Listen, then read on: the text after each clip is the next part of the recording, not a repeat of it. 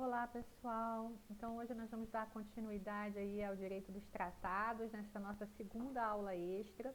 Mas antes de começar a falar sobre os tratados de direitos humanos, eu gostaria de mencionar para vocês a existência das normas cogentes, ou juscogens, que eu não havia tratado quando a gente apresentou aí a dinâmica geral de fontes, porque eu pensei, não, de repente a gente poderia tratar desse assunto quando fôssemos discutir o direito internacional dos direitos humanos.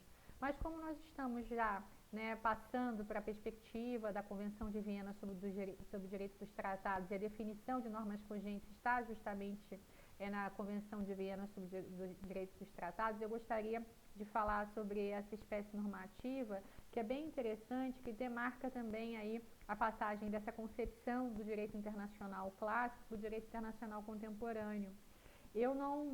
Quer dizer, na verdade eu já havia conversado com vocês que essa passagem do direito internacional clássico, direito internacional contemporâneo, que é uma classificação aí convencionada por determinados autores, ela não representa uma ruptura e nem assim um abandono em absoluto das principais características do direito internacional clássico. Então você tem elementos fundamentais que estão colocados ali, consolidados na fundamentação do direito internacional, nesse momento que a gente intitula como direito internacional clássico, mas que vão sendo agregados e vão aí, de certa forma, sendo relativizados ou modificados no decorrer da história, chegando ao ponto de hoje a gente já poder chamar o direito internacional de direito internacional contemporâneo.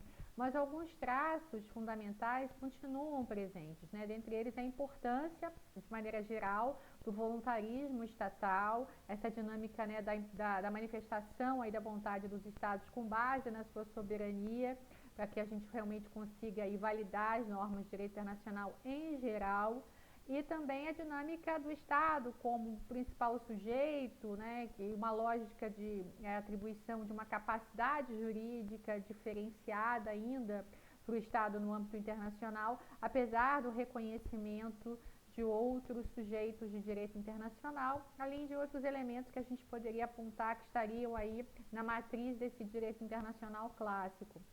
Agora, nós temos um dado interessante que a partir justamente da consolidação dessa nova fase do direito internacional, que a gente chama de direito internacional contemporâneo, passou a ocorrer também o reconhecimento das chamadas normas cogentes ou normas imperativas, né? Que são aquelas normas que não dependem da manifestação de vontade dos estados ou dos sujeitos de direito internacional. Lembra que a gente havia o tempo todo colocado que aquela dinâmica do direito internacional clássico, muito calcada no voluntarismo estatal, poderia ser considerado uma limitação em si, né? Para a própria prevalência do direito internacional face a outros fatores de poder, aos outros elementos que seriam, né, distintos ao direito, como políticos, militares, econômicos. E a dinâmica da vontade era aí, na verdade, um sustentáculo muito importante que persiste até hoje. E é incrível que, com uma série de questões históricas e fenômenos que levaram a uma necessidade muito grande de limitação dessa manifestação de vontade, desse determinismo da vontade, especialmente face à grande concentração de poder das potências internacionais, era importante que algum instrumento, algum tipo de dinâmica institucional fosse estabelecida como um argumento forte o suficiente para estabelecer um limite na realização do direito da vontade dos Estados através do direito internacional. Que o direito internacional não fosse apenas um instrumento de realização da vontade das grandes potências no âmbito internacional. E foi-se, na verdade, consolidando e se estabelecendo o reconhecimento dessa nova categoria de normas que não dependem formalmente da manifestação de vontade dos Estados ou dos outros sujeitos de direito internacional, porque justamente elas representariam valores que estariam consagrados já na comunidade internacional e que deveriam ser preservados, ou seja, é como se que se presumisse uma chamada vontade orgânica por parte dos estados que pertencessem àquele mesmo nível ou patamar civilizatório desejável no âmbito da sociedade internacional. Então, presume-se que o Estado, o ator que pertencesse, que correspondesse àquele patamar civilizatório considerado suficiente, respeitaria aquela norma, ou seja, incorporaria aquele valor. Então, as normas cogentes, elas são normas que você presume aí, entre aspas, a manifestação de vontade, né? Isso é uma questão ficcional, e aí, portanto, você exige do Estado o cumprimento dela, mesmo que formalmente ele não tenha manifestado essa vontade, não tenha ratificado, por exemplo, o tratado, o qual tenha sua observância sendo cobrada, assim. E aí a gente obviamente que observa que essa categoria normativa é excepcional, né? Faz parte de uma exceção dentro do rol de normas comuns ao direito internacional. O exemplo que mais se dá é da Convenção de Genebra, né? As Convenções de Genebra, quer dizer, de 49 e os protocolos de 77, que é o direito humanitário. Em última instância, esse direito humanitário é o direito humano em conflito armado, não é qualquer tratado de direito humano, mas apenas aquele direito humano que está sendo exigido, tem a sua implementação no âmbito aí dos conflitos armados. É o direito humanitário, especialmente Convenções de Genebra de 49 e os protocolos de 77. Então, esse substrato aí normativo representa um valor tão caro à sociedade internacional que reuniria um consenso com relação à sua exigibilidade. Então, você pode cobrar de países, mesmo que não tenham ratificado essa convenção, que cumpram o seu conteúdo. Então, né, a gente tem um avanço aí paulatino, sem, obviamente, romper com digamos assim, a lógica majoritária da dependência na manifestação de vontade, da aquiescência, digamos assim, do apego ao consenso em alguns organismos internacionais, inclusive, quer dizer, que realmente cultivam, né, a importância da manifestação de vontade, mas em situações em que é necessário uma determinada conduta, inclusive, supostamente para a preservação da própria comunidade internacional, pode-se exigir dos atores uma determinada conduta, mesmo que formalmente eles não tenham manifestado a vontade, né? E essas normas cogentes, elas estão no patamar superior a quaisquer outras normas, mesmo aquelas normas muito abrangentes, mesmo a própria Carta das Nações Unidas, por exemplo, né, que fazem parte do direito chamado direito internacional geral, porque aglutinam aí uma gama de vontades em contexto já muito abrangente, reconhecida no âmbito internacional. Então a gente tem as normas cogentes, né, no patamar mais elevado. As normas de direito internacional geral são aquelas em que já a vontade, né, em torno do seu cumprimento, já está, digamos assim, facilmente atestada, né, consagrada. Os grandes tratados internacionais que já reúnem um número substancial de vontades, assim como costumes internacionais também consolidados, como eu falei, no caso da Declaração Universal de Direitos Humanos de 1948, e abaixo, mas em maior número, as normas dispositivas, que são aquelas normas que só dependem da manifestação de vontade, ou seja, se você concordar, ótimo, essa norma pode ser atribuída a você, essa conduta, né, pode ser exigida. Se você não concordar, não manifestar vontade em direção a essa norma, essa conduta, ela não pode ser exigida. Então, nós temos as normas cogentes, no número reduzidíssimo, normas de direito internacional geral, são aquelas em torno das quais há uma reunião expressiva de vontades, e as normas dispositivas, que são, em grande maioria, são aquelas normas realmente, né, que fazem parte do dia a dia dos estados e que diz respeito a essa lógica voluntarista clássica do direito internacional. Celebra tratados cotidianos de comércio, de cooperação, bilaterais, multilaterais, sobre diversos assuntos, e aí sim sou obrigado a cumprir os compromissos ali estabelecidos. Por que a gente fala, né, dessa dinâmica do direito internacional geral? Porque, como eu falei, né, são aquelas normas que reúnem um número maior de vontades, então mesmo aqueles tratados, aquelas normas dispositivas, tratados bilaterais, tratados mais específicos, não poderiam ter o conteúdo que se contrapõe a essas normas de direito internacional geral. E aí, mais uma vez, relembrando aquela perspectiva da hierarquia, né, pela dinâmica, pela sua apresentação meramente formal, a gente pode ter no topo aí das normas cogentes, tanto princípios, costumes ou tratados, no âmbito também das normas de direito internacional geral, tanto costumes, princípios ou tratados, e nas normas dispositivas também, tanto princípios, costumes e tratados, porque não é a forma que vai estabelecer hierarquia, mas sim a gama de vontades representada por aquela fonte, né, por aquela norma. Então, obviamente que as normas de direito internacional geral, seja um costume, um princípio, um tratado, elas já têm comprovadamente ali, né, já representam, né, a reunião de vontade já consagrada no direito internacional, em detrimento das normas dispositivas que alcançariam aí uma gama inferior. E no caso das normas cogentes, seria algo quase que atípico, né? Seriam aquelas normas sobre as quais você presume a manifestação, a respeito das quais, né, você presumiria a manifestação de vontade e não necessitaria realmente comprovar formalmente que ela ocorreu. Então, você pode cobrar dos atores que se comportem de acordo com aqueles enunciados, com os ditames dessas normas, independentemente deles terem se manifestado com relação né, enfim, realmente ao seu cumprimento, tá? E, portanto, a definição aí agora, né, nos valendo da Convenção de Viena sobre o Direito dos Tratados, a definição das normas cogentes está lá no artigo 53 da Convenção de Viena sobre o Direito dos Tratados. Vocês podem observar essa definição e que traz justamente um conceito interessante. Diz o que são normas cogentes, mas não quais são as normas cogentes.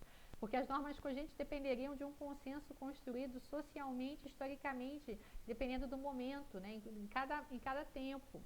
Então, o que se sabe ali na definição, que se apreende, é que há um reconhecimento pela sociedade internacional de que aqueles valores representados pela norma devem ser preservados e, portanto, essas normas cogentes, elas, né, prevaleceriam sobre quaisquer outras, só podendo ser revogadas por outras normas cogentes. Justamente esse capítulo aí em que está a definição das normas cogentes é a de nulidade, né, que um tratado que se contrapõe a princípio às normas cogentes deve ser considerado nulo, salvo se ele também for uma norma cogente, percebam? Então, por isso que a Convenção de Viena traz essa definição das normas cogentes. Então, é um mecanismo que já se observa aí, né, como uma tentativa, através desse novo direito internacional, em construção, ainda com muitas contradições e apresentando ainda elementos que se, né, coadunam com aquela sua visão clássica, mas uma tentativa de superar o voluntarismo estatal, o determinismo do voluntarismo estatal, porque para preservar determinados valores, você não pode depender, portanto, da manifestação do Estado, né? Então, hoje fala-se muito também do reconhecimento das normas cogentes dentro daquele amálgama aí né, do direito humanitário, digamos assim, também reconhecido pelo Tribunal Penal Internacional, que também versaria sobre crimes de lesa humanidade, portanto, dentro do âmbito também do direito humanitário, né, que são crimes de guerra, crimes de agressão, crimes contra a humanidade. Então, dentro desse espectro, reunindo valores que seriam considerados realmente gross violations, que a gente fala, né? Violações graves. Não que você possa exigir a jurisdição do TPI, mesmo que o Estado não tenha ratificado. Essa é uma outra questão, né? A gente tem aqueles direitos ali reconhecidos, mas o reconhecimento da jurisdição no Tribunal Penal Internacional não é considerado uma norma imperativa. Você só pode exigir realmente a aplicação da jurisdição pelos estados que ratificaram o Estatuto da Corte, né, do Penal Internacional, tá, do Tribunal Penal Internacional. Então, essa é a observação que eu gostaria de fazer sobre as normas cogentes, que ficou um pouquinho para trás, mas que eu acho que fecha esse raciocínio sobre a dinâmica das fontes e hierarquia das fontes do direito internacional, trazendo um elemento novo para essa nova fase do direito internacional. Agora, então, nós vamos dar continuidade ao estudo dos tratados, falando sobre os tratados de direitos humanos. Eu havia mencionado, quando, né, comecei a apresentar o tema, que o Brasil, né, é considerado um país dualista, então a gente não pode, por exemplo, reconhecer aí a ratificação imediata, né, a incorporação imediata dos tratados, não é possível que os tratados já tenham, digamos assim, já surtam efeitos para a gente, já nos vincule logo na assinatura. É necessário que a gente passe esse instrumento por esse órgão interno, desculpe, que seria no caso o Congresso Nacional, que tem como função princípio aí, né, atribuir essa vestimenta de norma interna ao instrumento internacional, ao tratado internacional. Mas esse processo de transformação, de mutação dessa norma, que vai fazer com que essa norma, inclusive, deixe de ser uma norma internacional, né, essa concepção aí do STF, vai ser sempre através da produção de um decreto legislativo, como eu coloquei. Só que esse decreto legislativo, no caso dos tratados de direitos humanos, só no caso dos tratados de direitos humanos, pode ter o status de supralegal ou de emenda constitucional, portanto, de norma constitucional. A gente vai ver como é que a gente chegou até aqui, tá? É importante que vocês abram aí a Constituição de vocês e observem aí, façam a leitura do artigo 5º, parágrafo 2º da Constituição. Na verdade, então, esse é o arcabouço que nós temos, né, normativo, com a promulgação da Constituição de 88. Então, nós tínhamos o rol aí de direitos fundamentais, né, no conteúdo aí de direitos fundamentais, e uma determinação no artigo 5º, parágrafo 2º, de que, supostamente, né, esse rol de direitos não seria números clausos. Então, a gente poderia, inclusive, reconhecer outros direitos humanos, outros direitos fundamentais, advindos inclusive de tratados internacionais, dos quais o país, o Brasil, fosse parte. E aí, obviamente, dentro desse processo de promulgação, de elaboração ainda, né, obviamente, de negociação aí dentro do âmbito da Assembleia Constituinte, desse dispositivo, o autor desse dispositivo foi o professor Antônio Augusto Cansado Trindade, ele que foi presidente, né, da Corte Interamericana de Direitos Humanos, juiz da Corte Internacional de Justiça das Nações Unidas. Ele queria, qual era a percepção dele, né, de que com esse enunciado a gente abrisse caminho para essa incorporação imediata, ou seja, o reconhecimento de que os tratados de direitos humanos, eles seriam normas materialmente constitucionais, que a interpretação desse dispositivo levasse a essa possibilidade do reconhecimento, né, dos tratados de direitos humanos como normas materialmente constitucionais, uma vez que o tema, né, a matéria, direitos humanos, direitos fundamentais, estaria na Constituição, e o parágrafo 2º diz, olha, né, aqui não são só os direitos que estão aqui consolidados, não são os únicos direitos humanos ou direitos fundamentais que devemos considerar, podemos inclusive reconhecer outros advindos de tratados internacionais. Então, se o Brasil negociasse lá, assinasse um tratado internacional, né, esse tratado poderia fazer parte do chamado bloco de constitucionalidade, normas que não seriam normas formalmente constitucionais, mas teriam status de norma constitucional em razão da matéria, por força da redação do artigo 5º, parágrafo 2º. Só que, obviamente, que o STF, né, tendo a sua vertente aí dualista, né, mantida, como eu falei, inclusive com recurso extraordinário 80.004, não acolhe essa interpretação, não é assim que ela vai interpretar, continua estabelecendo que todos os tratados devem passar aí, no caso, pelo Congresso Nacional, vão ser sempre produzidos como decretos legislativos, e nesse momento ainda da promulgação da Constituição, eles, né, seriam só normas ordinárias. O status é atribuído, independente do tipo de tratado, seja tratado comum ou tratado de direitos humanos, seria sempre de lei ordinária, equivalente aí, né, ao decreto legislativo, tá? Isso sempre foi questionado pelos internacionalistas, na época o Antônio Augusto Cansado Trindade, Flávio Piovesan, diversos outros escreveram muito a respeito disso, até alguns constitucionalistas, como o ministro Luiz Roberto Barroso, escreveram muito sobre isso. Então, nós sempre tivemos um questionamento com relação a essa interpretação atribuída ao artigo 5º, parágrafo 2º. Só que ainda nesse momento, nós não fazíamos parte, por exemplo, do sistema interamericano, né, de proteção de direitos humanos. Nós estávamos num processo de transição, saindo de uma ditadura militar para ingressarmos aí no período democrático. Então, era um processo de transição democrática. porque não fazia sentido, né, obviamente, num regime ditatorial, a gente está inserido aí no sistema interamericano, no sistema de proteção de direitos humanos. Então, com o fim da ditadura militar, o Brasil ingressa no sistema interamericano de proteção de direitos humanos. Então, ele vai ratificar, esse termo é importante, né, a gente já falou na aula passada, a Convenção Americana ou o Pacto de São José da Costa Rica. Isso aí no início da década de 90, tá?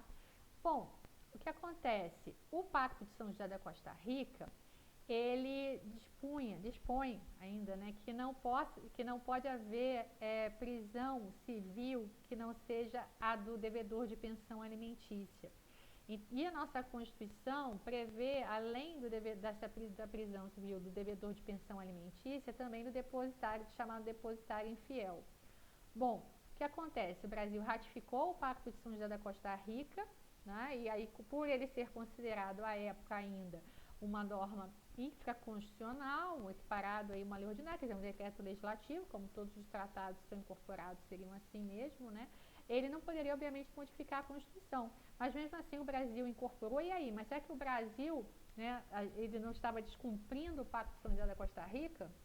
Porque uma vez ratificado, e não foi possível fazer nenhuma reserva em emenda a esse dispositivo, nossa Constituição estava se contrapondo, né, ao Pacto de São José da Costa Rica. Então, a gente estava desobedecendo, contrariando uma norma internacional já ratificada, um compromisso internacional assumido. Então, isso foi objeto de diversas críticas, sempre de muita polêmica com relação aos internacionalistas e os constitucionalistas, enfim. E aí, houve uma tentativa, né, de reação por parte dos legisladores, que abarcou também várias outras esferas, com a chamada reforma do Judiciário, que seria a emenda constitucional 45 de 2004. Essa emenda trouxe nesse aspecto aí do Tratado de Direitos Humanos, né, o artigo 5º para o 3º, teve o 4º também para atender aí as dinâmicas também do Tribunal Penal Internacional.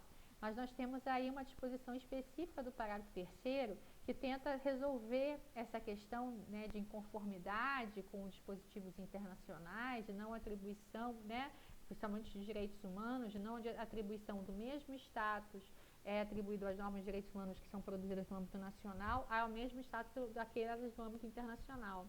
Inclusive, o professor Luiz Roberto Barroso, ministro, né, Luiz Roberto Barroso, de algum tempo, ele colocava que, assim como outros constitucionalistas, que isso seria o princípio da unidade da Constituição, né? Que você pode, como é que você pode ter uma mesma matéria constitucional, que seria o tema dos direitos humanos, dos direitos fundamentais, regulamentado por uma norma constitucional, né, pela Constituição, e também por norma infraconstitucional. É matéria constitucional ou não é matéria constitucional? Então, isso seria a unidade da Constituição, que se agravou quando a gente ainda ratificou o Pacto de São José da Costa Rica, é um documento de 69, mas a gente só pôde ingressar no sistema depois, né, da transição democrática, no início da década de 90. Então, quando a gente ratificou o Pacto de São José da Costa Rica, que evidenciou essa contradição com relação às modalidades aí de prisão. Então, a gente tem todo esse cenário, né, tumultuado com relação ao status normativo dos tratados de direitos humanos. Aí, portanto, a emenda constitucional 45 de 2004 tenta trazer uma resposta, estabelecendo lá nesse parágrafo 3º especificamente que aqueles tratados de direitos humanos, só os tratados de direitos humanos, que forem aprovados, né, em ambas as casas do Congresso Nacional, em dupla votação, um quórum de 3/5, que a gente observa todo o processo legislativo de uma emenda constitucional, vão ser equiparados a uma emenda constitucional. É muito importante salientar isso, não vão ser emendas constitucionais. Então, vai continuar sendo aprovado como decreto legislativo, mas vai ter o status, né, vai ser considerado uma emenda constitucional. Só que o Pacto de São José da Costa Rica, ele foi incorporado antes. A maioria dos tratados de direitos humanos foram incorporados antes. A gente só tem um tratado de direitos humanos que obteve essa votação, que foi incorporado seguindo agora, né, os ditames do artigo 5º, parágrafo 3º, então é equiparado à emenda constitucional, que é para aqueles portadores de necessidades especiais. Por isso que a gente viu todo um processo aí de adaptação, né, de acessibilidade, especialmente em prédios públicos, né, por conta da necessidade justamente constitucional agora de se garantir os direitos daqueles portadores de necessidades especiais. Mas e todos os outros tratados de direitos humanos? Eu lembro que na época, inclusive foi um congresso com a professora Flávia Piovesan e existiu uma polêmica muito grande sobre a necessidade, talvez, até dos tratados de direitos humanos serem denunciados. Lembra que eu falei de denúncia, né? De você abrir mão de todos para repassá-los todos, né? Pelo Congresso Nacional, agora seguindo esse novo rito previsto no artigo 5º, parágrafo 3º, para que se tivesse essa possibilidade aí de atribuição a esses instrumentos internacionais de status também de norma constitucional. Para muitos autores, inclusive o Antônio Augusto Cansagrade chama esse dispositivo, né, de excrescência, porque diz assim, bom, é por quem elaborou isso para o terceiro, a elaboração dele foi para o segundo, né, não conhecia nada de direito internacional e se acrescentou ainda mais um ingrediente a toda essa confusão. Por quê? Porque agora você vai ter normas infraconstitucionais anteriores, né, posteriores aí à Constituição de 88, né, a gente vai continuar tendo o Pacto de São José da Costa Rica como norma infraconstitucional, aí a gente tem agora, e tinha os tratados, tinha os dispositivos de normas, né, de direitos humanos tratados como, obviamente, normas constitucionais pela própria Constituição, e agora você vai ter ainda tratados de direitos humanos considerados, equiparados a normas constitucionais, né, em detrimento daqueles que continuam sendo decreto legislativo. Então, como fazer com esses que não foram incorporados, especialmente antes da emenda constitucional 45 de 2004, né, que estabeleceu aí o artigo 5º, parágrafo 3º da Constituição. O que acontece é que, início dos anos 2000, houve a prisão de um empresário paulista e que, né, sob a alegação aí, né, dessa possibilidade da prisão do depositário fiel, desse tipo, com essa incursão, né, digamos assim, inserido nesse dispositivo, enquadrado, melhor dizendo, né, nesse dispositivo. E, obviamente, com bons advogados, os advogados impetram um habeas corpus, alegando que não haveria mais a prisão do depositário infiel, porque o Pacto de São José da Costa Rica, que deveria ser considerada norma constitucional, e sendo posterior à Constituição, teria revogado a Constituição nesse dispositivo, inclusive por ser mais garantista. A gente sabe que dentro da lógica dos direitos fundamentais, dos direitos humanos, o que se tem é a vedação ao retrocesso. Mas quando você está estabelecendo mais garantias, há a possibilidade, inclusive, de aprimoramento constitucional, de revogação, né, inclusive de cláusulas pétreas, aí no caso, se você for considerar os direitos fundamentais dentro dessa categoria, vedando o retrocesso, mas quando se cogitam mais garantias, existiria essa possibilidade. Então, os advogados alegavam justamente isso, que o Pacto de São José da Costa Rica deveria ser considerado norma constitucional e que teria revogado a Constituição no que tange a possibilidade de prisão do depositário infiel e assim esse empresário deveria ser solto. Então, essa questão, por versar sobre matéria constitucional, como vocês sabem, deve ser julgado pelo Supremo Tribunal Federal, né? Então, subiu, que a gente chama, né, para o Supremo Tribunal Federal para a discussão do caso. E aí nós temos praticamente a contraposição das teses dos dois ministros, né, Celso Mello e do ministro Gilmar Ferreira Mendes. Como a gente sabe, já vou dando aí um spoiler, né, ganhou a tese do ministro Gilmar Ferreira Mendes, mas é interessante falar um pouquinho sobre a percepção, a forma como argumentou e inclusive o voto do ministro Celso Mello disponível online, tem 50 páginas assim, mais ou menos, esse voto só sobre esse tema, que é praticamente uma aula de direito internacional e direito comparado também, que ele mostra como é que as constituições de outros países, inclusive da América Latina, né, já atribuíam aos tratados de direitos humanos esse status de norma constitucional, esse conceito, né, de norma materialmente constitucional, e sem a necessidade de todo esse processo de incorporação, com uma relativização do dualismo, já a aplicação aí do que poderia ser um certo monismo com relação aos tratados de direitos humanos, e que o Brasil estaria aí pouco atrás, né, em atraso com relação a essa configuração. E, bom, então, essa aula que ele dá, esse voto que ele elabora, e que é praticamente essa aula de direito internacional, nos ajuda a entender um pouco como seria talvez a melhor abordagem mesmo com relação ao tema, né? E aí que também dialoga melhor com as diretrizes propriamente do direito internacional e do direito internacional dos direitos humanos. Então, vamos começar pela argumentação do ministro Celso Mello. O que acontece? Ele divide a dinâmica, né, digamos, do processo de qualificação, de enquadramento, de atribuição de status normativo a esses tratados em 3 momentos. Então, o primeiro chave é a promulgação da Constituição de 88, né, o artigo 5º, parágrafo 2º, que diz lá, olha, né, aqui nós não estamos trabalhando com um rol fechado. Esses dispositivos sobre as normas fundamentais, direitos humanos não seriam números clausos, admitimos inclusive outros direitos provenientes de tratados internacionais. Então, os tratados de direitos humanos deveriam ser considerados, sim, materialmente constitucionais, né? Integrando o chamado bloco de constitucionalidade. E aí,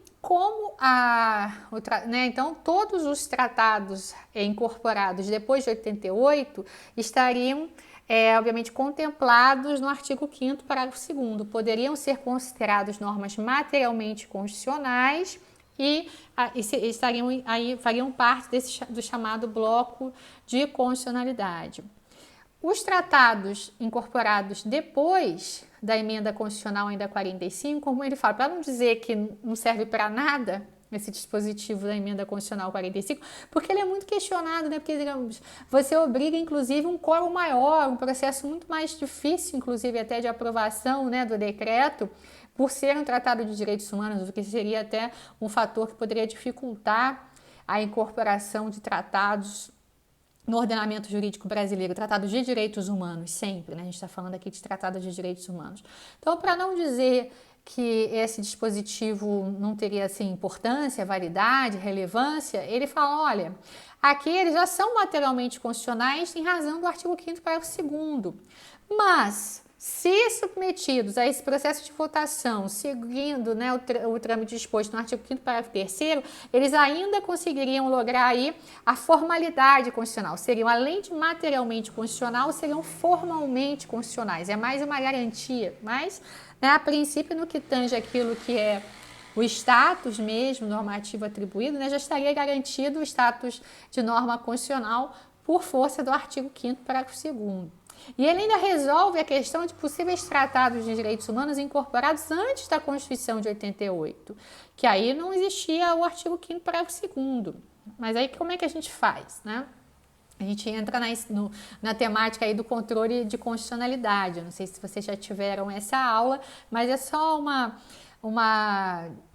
digamos assim, um expediente simples, que é a chamada teoria da recepção, né, que é conhecida aí dentro do controle de constitucionalidade, direito constitucional, que é o seguinte: quando você tem uma mudança, né, constitucional, ou que exige uma nova, digamos assim, uma nova tipologia normativa, só uma nova forma para o tratamento da matéria, essa exigência de uma nova forma não invalida aqueles outros dispositivos que atendiam à forma antiga.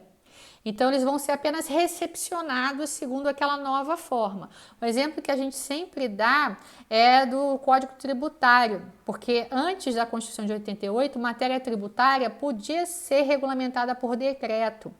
Depois da Constituição de 88, matéria tributária só pode ser regulamentada por lei complementar.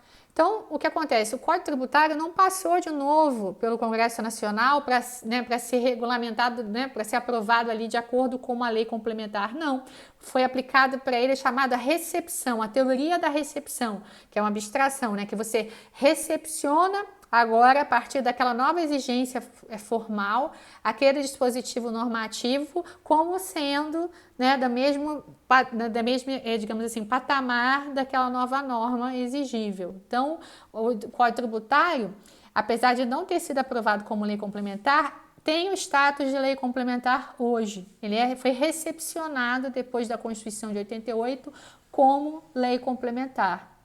Então, isso porque não existe, né? Essa é a frase-chave para o controle de constitucionalidade, inconstitucionalidade formal superveniente. Ou seja, o fato daquele dispositivo não apresentar hoje a forma exigida não tem problema, porque é uma questão só de forma. Agora, se exige uma nova forma, então você não vai anular, né? Então, está inconstitucional aquele dispositivo passado só pelo não apresentar a forma que era a forma adequada no passado. Ele vai ser recepcionado seguindo a nova forma. Então, não existe inconstitucionalidade formal superveniente. O que acontece? Esses tratados, né, que seriam incorporados anteriormente à Constituição de 88, né, com o advento da Constituição de 88, do parágrafo 2º, do artigo 5º, esses tratados vão ser recepcionados como normas materialmente constitucionais.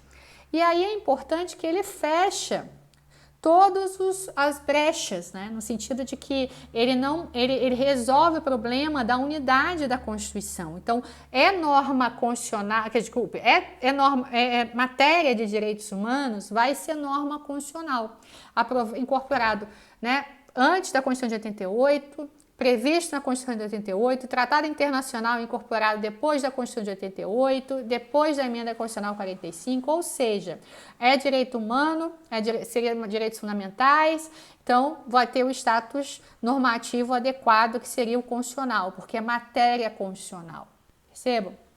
Então, aqueles tratados de direitos humanos incorporados antes da Constituição de 88 vão ser recepcionados como norma materialmente constitucionais em razão do artigo 5º, parágrafo 2º, depois da Constituição de 88, mais ainda, né, porque tem a previsão do artigo 5º, parágrafo 2º, e assim vai. E ainda aqueles que, porventura, sejam aprovados seguindo o rito previsto no artigo 5º, parágrafo 3º, em razão da emenda constitucional 45 de 2004, também podem ser, além de materialmente constitucional, isso já está garantido, assegurando aí a unidade da Constituição e a consagração da matéria de direitos humanos como matéria constitucional, ainda vão poder adquirir a forma, né, exigida, que seria a forma aí, né, do quórum mais qualificado para aprovação de normas constitucionais, tá? Só que havia muita resistência, né, para esse conceito de normas materialmente constitucionais, que o Tribunal Federal não reconhecia assim, e obviamente também a questão do bloco de constitucionalidade. Então, o STF sempre apresentou uma grande resistência com relação a esses conceitos, essas acepções, e em contrapartida tinha o posicionamento do então ministro, né, até hoje, Gilmar Ferreira Mendes, que estabeleceu não. A gente vai resolver sobre um outro aspecto. A gente vai trazer do direito alemão, né, o conceito de normas supralegais. Ou seja, os tratados de direitos humanos que não sejam incorporados a partir da emenda constitucional 45, em razão do artigo 5º, parágrafo 3º, eles vão ser supralegais. Eles vão estar abaixo da Constituição, então não podem revogar a Constituição, mas acima, né, das outras normas, das leis ordinárias federais. E aí sim, aqueles incorporados a partir do artigo 5º, parágrafo 3º, aqui forem aprovados, incorporados, melhor dizendo, né, seguindo o rito previsto para as emendas constitucionais, aí vão ser equiparados a emendas constitucionais. Isso é um problema, porque continua oferindo a unidade da Constituição, mas essa foi a tese vencedora, né, no julgamento do habeas corpus. E muita gente pergunta, mas e aí? Mas esse rapaz, esse empresário foi solto? Não, porque não revogou a Constituição. O que acontece? O que foi decidido com a adoção dessa tese da supralegalidade? O Pacto de São José da Costa Rica, portanto, seria o quê? Uma norma supralegal, porque ele foi incorporado antes da aprovação da emenda constitucional 45. Antes do disposto no artigo 5º, parágrafo 3º. Então, não foi incorporado seguindo ali o rito, né, atinente às emendas constitucionais. Então, ele é norma supralegal. Tá? Então, não revogou a Constituição brasileira. A Constituição brasileira, em tese, continua a valer com o dispositivo atinente referente à prisão do depositário infiel, né? A prisão potencial, além do devedor de pensão alimentícia, do depositário infiel. Mas o empresário foi solto? Foi, porque O que foi revogado com a consideração, né, do Pacto de São José da Costa Rica como um tratado uma norma supralegal, foram revogadas as disposições infraconstitucionais que regulamentavam a prisão do depositário infiel. Então, não, é como se houvesse em tese a possibilidade da prisão, mas ela não pudesse mais ser efetivada. Então, foi, né, obviamente, deferido o habeas corpus, ele foi solto, porque as normas infraconstitucionais que regulamentavam a prisão do depositário infiel, essas sim, poderiam ser revogadas pelo Pacto de São José da Costa Rica, que seria a norma supralegal, tá? Só que, mais uma vez, vários sós, né? Apenas, no entanto, continua havendo uma crítica a essa dissolução, né, esse julgado, porque, primeiro, continuava ferindo a unidade da Constituição, porque agora você teria decretos legislativos, normas supralegais, né, e, quer dizer, que poderiam ser supralegais, normas constitucionais advenientes da Constituição e agora decretos legislativos parados a emendas constitucionais, percebam? Então você tem, olha só, matéria de direitos humanos, aquelas previstas na Constituição, normas constitucionais, de acordo com o artigo 5º da Constituição. Aí poderíamos ter ainda decretos legislativos supralegais, que seriam aqueles tratados de direitos humanos, né, incorporados aí antes da emenda constitucional 45.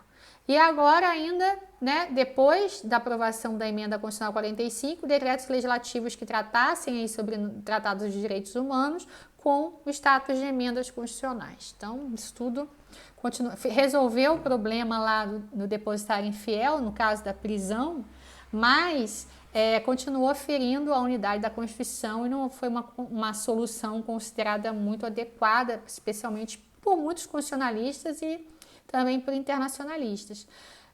E muitos autores ainda continuaram atestando, né, falando, bom, toda norma constitucional tem algum tipo de eficácia, né, ela expressa algum valor que né, se não está revogada, que é o valor irradiador, né, que é de expressar uma orientação recepcionada, acolhida pelo Estado. Então, como aquela norma não foi revogada, a princípio, o Estado brasileiro reconheceria, em tese, a possibilidade de prisão do depositário infiel, desde que houvesse, novamente, alguma legislação que a regulamentasse. Então, isso ainda foi considerado um descumprimento do Pacto de São José da Costa Rica. Foi necessário, portanto, que o Brasil ainda desse uma nova resposta a isso, inclusive com essa percepção, né? Do que aconteceu, né? Ele aprovou aí uma súmula vinculante, o STF aprovou uma súmula vinculante, se não me engano é a súmula vinculante 25, que estabelece um compromisso, né, de uma sistematização jurisprudencial de que nunca haveria reconhecimento de uma prisão por dívida que não fosse alimentícia, do depositário infiel. Então percebam a colcha de retalhos que se estabeleceu só pela resistência da adoção da tese, né, de normas materialmente constitucionais, do bloco de constitucionalidade, conforme justamente, né, estabeleceu e argumentou o ministro Celso Mello. Então o que a gente tem hoje aqui, né, organizando esse nosso raciocínio, quando a gente fala na incorporação dos tratados pelo Congresso Nacional, e é importante mais uma vez dizer, né, que o Congresso Nacional incorpora tratados, ele nunca ratifica. A ratificação de tratados é um ato internacional, segundo o artigo 16 da Convenção de Viena sobre o Direito dos Tratados, que é a troca ou depósito, né, dos instrumentos de ratificação no âmbito internacional. O que o Congresso Nacional faz, em razão de sermos dualistas, é incorporar, atribuir, né, a esse instrumento internacional a sua vestimenta de norma interna. E aí o que nós temos é que esse decreto, ele sempre vai se dar através de um decreto legislativo, em razão da previsão da própria Constituição Federal brasileira. O que acontece é que esse decreto legislativo vai poder ser, se tratando de tratado internacional, tá? Vai poder ser uma norma supralegal, né? Ou uma norma equiparada, sempre um decreto legislativo, ou equiparada a uma norma constitucional, se for aprovado segundo o previsto no artigo 5º, parágrafo 3º. E ainda se coloca que, se esse tratado for submetido a esse quórum e não alcançar esse quórum, ele vai ser considerado ao menos supralegal. Então, vai ser supralegal quando o anterior, né, incorporado antes do previsto do artigo 5º, parágrafo 3º, previsto pela Emenda Constitucional 45 de 2004, supralegal. Depois, né, se incorporado depois da Emenda Constitucional 45, vai poder ser equiparado à Emenda Constitucional se obtiver o quórum previsto no artigo 5º, parágrafo 3º, ou ao menos supralegal se não obtiver esse quórum. Isso no caso dos tratados de direitos humanos. Os tratados outros, quaisquer, comuns, sempre equiparados, né, decretos legislativos, equiparados a leis ordinárias federais. Ok? Então, aqui a gente termina a nossa segunda aula extra. Na próxima aula, né, que ela vai acontecer, a próxima aula vai ser online, depois vamos ter outra ainda que vamos falar, vamos terminar também a parte de direito dos tratados, com outras disposições relativas aos tratados internacionais que seriam importantes, só para fechar aí os principais aspectos da Convenção de Viena sobre o direito dos tratados, e vamos falar de conflitos internacionais. Ok? Tchau!